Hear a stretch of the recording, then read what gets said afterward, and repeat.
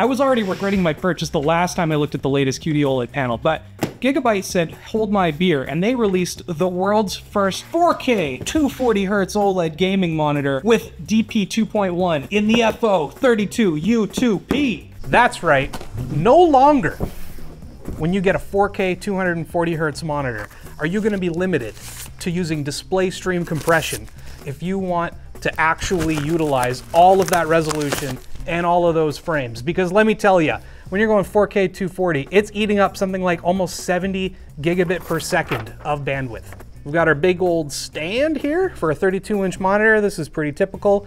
Double column. I'm a big fan of the double column design. Just feels more sturdy. I don't know if it actually is, but it feels like you get twice as much. We've got some cables. I really hope this is a, oh my God, look at this. This is my first time seeing one of these, I think. DP80. That's UHBR20, which is 80 gigabit per second, which is, that's insane. I can't believe how much bandwidth you're getting from that. But actually, how short is this thing? Because one thing about cables that a lot of you might not realize is that especially as the spec goes up, they have to get shorter. And so this is like a 3-foot DisplayPort cable. So if you're using this and you're actually using DP 2.1, I really hope your computer is like right next to your monitor, because it's gonna have to be. We might run into some issues later. It also comes with Rocalta Plastica Gigabyte monitor product warranty card. That's great, don't need that. We've got a USB-C to C cable because this has a KVM in it. Got a laptop, plug it in, boop, hit the switch, you're good to go.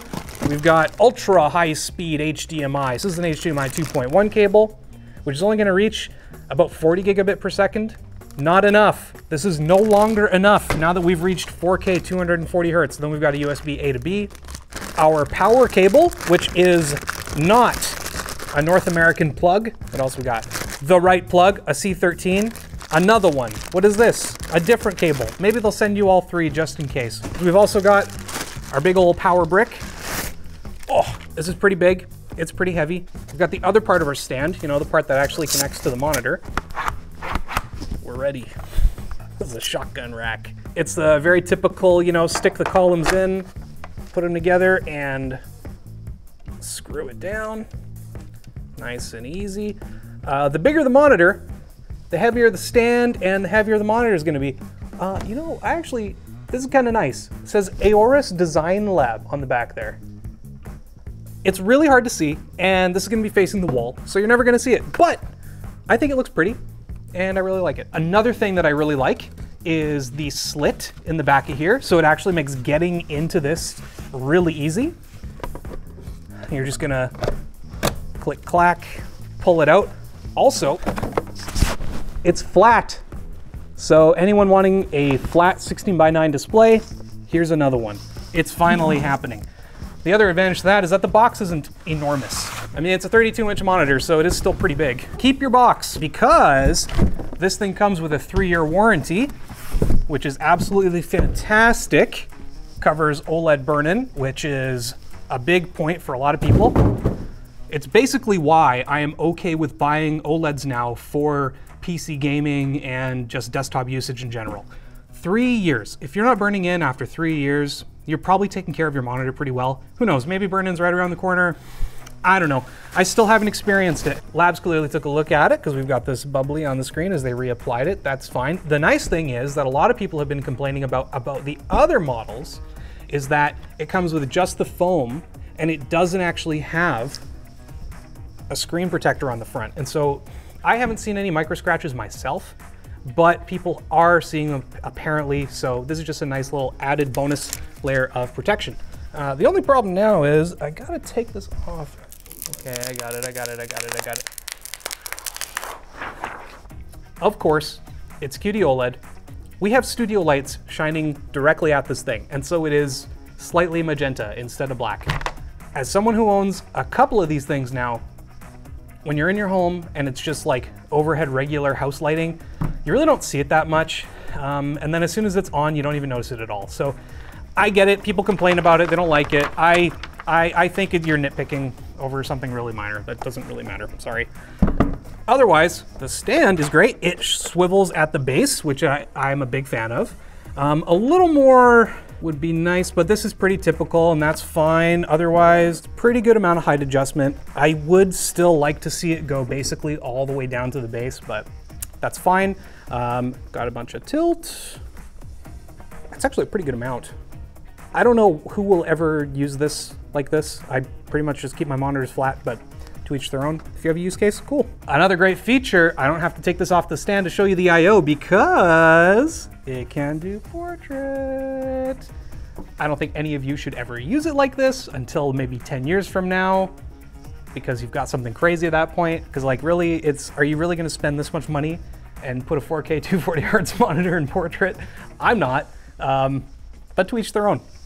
Anyway, as for I/O, we've got two HDMI 2.1 ports, our DP 2.1, mini DP 2.1s, you've actually got two options, and then a DP out because it can daisy chain. Fantastic. USB-C with 65 watts of charging. And then we got something else that I actually don't think I've ever seen, a non-combo jack. So there's one dedicated for mic and dedicated for headphones. Wild. USB-B, and then a couple of USB-A ports, power. So this thing really just kind of has it all. On the bottom, we've also got our handy dandy navigation nipple, which is my preferred way to scroll through the OSD, and then a couple of buttons. I'm assuming one is for power, one is probably for the KVM. We'll check that out in a little bit. All right, let's game on it. We noticed two things as we plugged it in. One, our DP 2.1 cable is actually a DP 2.1 mini to regular DP for UHBR20. I got so excited, didn't even notice.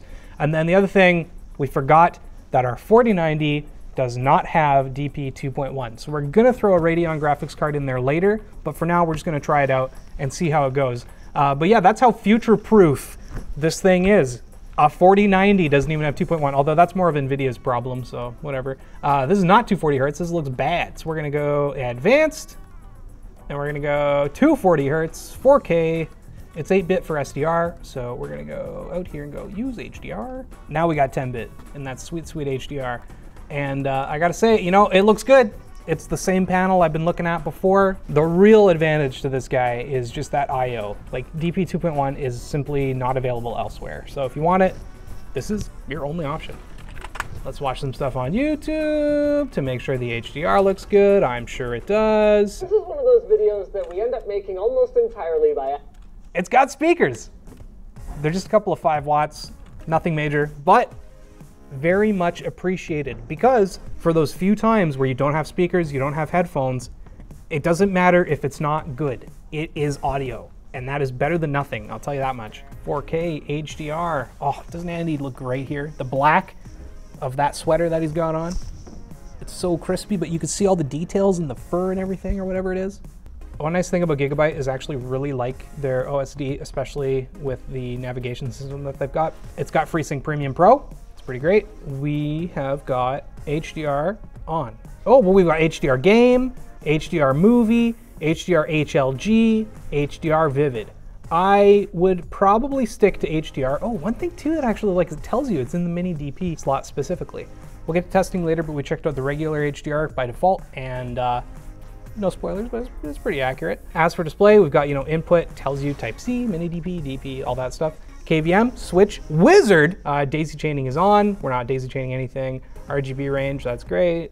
Apply picture mode, sure. It's got PIP and PBP, which is always a very useful feature for certain people. I don't ever use it, but I don't have multiple systems that I want to assign different pictures to.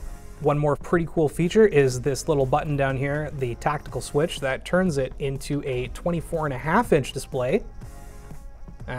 Wait, there it is. This is for if you're, you know, practicing for esports or something. The reality is it's 240 hertz, so it's very capable display. And it's really nice having it on a single button down here because you just switch back and forth, no problem at all. Very nice to have. Do I use it? No, but I also don't play esports, at least not anymore.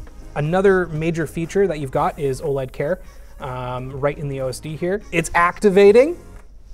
Usage time, 5 hours. Oh, that's great. I actually love how it tells you the usage time. Oh yeah, pixel clean, start cleaning, static control on, pixel shift on, APL stabilize middle, sub logo dim, corner dim, reset set. This is great. This is just a really big part of why I'm, especially coupled with the 3-year warranty, of why I'm not worried about burn-in. Don't get me wrong, I am careful. I have auto-hide taskbar, I have dynamic wallpapers on my background, I shut my monitor off if I'm gonna walk away from my desk for a few hours, you know, and I've definitely made mistakes and just like left it on for the weekend, and it is totally fine, at least, and that's the last gen. This is a new gen. So let's try some games. It looks incredible. We're on Ultra Nightmare. It's Doom Eternal. It's an old game now, but like, guess what? I'm getting around 200 FPS for the most part. Everything cranked, 4K. Like, God, this game is so well optimized. It just looks amazing. Those flashes just look so good. I can't wait to, this is great. I can't wait to watch it from a regular monitor, because for some reason, QD-OLED just looks so good through other displays. It just picks it up so well. But yeah, it's amazing. There's not much else to say. I don't know what to tell you guys. It's the same panel that I've been gawking at for the last little while and just being constantly impressed by. So enough about gaming for now. Let's talk about the results. For color accuracy in sRGB, we have an average of just 1 delta E with a 2.2 on the max. Very impressive, similar to what we've seen from this generation of QD-OLED panels. Absolutely beautiful. As for HDR, in order to hit over 1,000 nits, you're gonna have to set it to APL or average picture level to high. As for our EOTF curve, it is tracking basically perfectly, and that's set to high, so just set it to high, get your max brightness, don't worry about it too much. If you really don't like brightness limiting and how the panel is gonna fluctuate a bit as like really bright flashes appear on screen, set it to low, but the problem is you're only gonna cap out at like 250, maybe 300-ish nits on the high end, and that's for 1% or full screen. It's all just gonna sit in that range. So personally, I'm gonna set it to high, but to each their own. As for color gamut, it's great. We're hitting 98 or even 99% of P3, depending on how you're measuring it. And it hits around 80% of BT 2020, which is great. As for HDR color accuracy, it's fantastic. We hit an average of 4.8 and a max of 9.2, which if you've watched any of our other recent videos covering these panels, you'll know that that's just really good and an absolute leap in improvement compared to just the previous generation, as well as other generations of OLED panels in recent years. Last but certainly not least, when it comes to latency, it's only adding about 0.6 milliseconds of latency, measuring a total of 2.7, which is absolutely incredible. Like, that's next to nothing. It's great. I love this thing. About trying the Radeon card. Well, as it turns out, I completely forgot that while it has DP 2.1, they do not have UHBR or ultra high bitrate 20, which is, like I said before, 80 gigabit per second, and we're gonna need about 6970 to actually take advantage of 4K 240 without any kind of compression. This has UHBR 13.5, which is only about 53 gigabit per second, which isn't gonna do it. So no matter what graphics card you have right now, outside of like a couple of workstation cards, you're not gonna be able to take full advantage of this display. Who knows? 50 series is coming out, and I mean, maybe the 8000 series is coming out, but maybe they just do 2.1 and UHBR 13.5. So whenever you do go to shop for your next graphics card, if you do buy the FO32U2P, don't just trust the DP 2.1 on the box. Instead, look it up and see if they're actually offering UHBR 20. Back to the rest of the video. The best part is, to get this DP 2.1 connection, even though most of us aren't even gonna be able to use it right away, it's only $12.99. Now, I know I say only, but the reality is I was fully expecting this to have an extra like $200 added to the price tag. When you compare it to other brands coming out with the same panel and similar monitors, that's right about bang on. That's really close to what everyone else is charging. So yeah, it came out a little later, and it definitely kind of hits me in the heart a little bit because I was an early adopter and I wanted to buy one right away. Really wish I had DP 2.1, but for anyone else who hasn't bought one yet, of course a lower price would be fantastic, but for it to be priced at the same thing, that's great. That's gravy. It's money. It's fantastic. It's so good. It's so good, you guys. And if you want something even better, if you want to save another buck, if you want to save 200 bucks to be exact, you can get the FO32U2 non-P. It doesn't have DP 2.1, but it does save you money. You also don't get daisy chaining out of the DisplayPort, which is like, it does kind of suck, but it's really not necessary. Just run 2 cables. However, the other kind of thing that might bite you is you only get 18 watts of power delivery on the USB-C, which it's enough, but if you've got a laptop, you really want that 65. On the FO27Q3, it is of course only 1440p, but it is 360 Hertz, so you kind of got some trade-off there. 360 Hertz with OLED lightning fast pixel response times is near perfect motion clarity. 240 looks amazing, but it's definitely not quite as crisp. So pick the one that's right for you, and then if both of those are still out of your price range, or you just want a smaller monitor, because let's be real, sometimes 32 inches is too big for people's desks, you can get the FO27Q3 for $800? It's really good. It's kind of unbelievable just how far display tech has come in the last few years. It's like CPUs just a couple of years ago. And I'm just really excited about it still, because everything year over year keeps impressing me, and I can't wait to see what comes out next.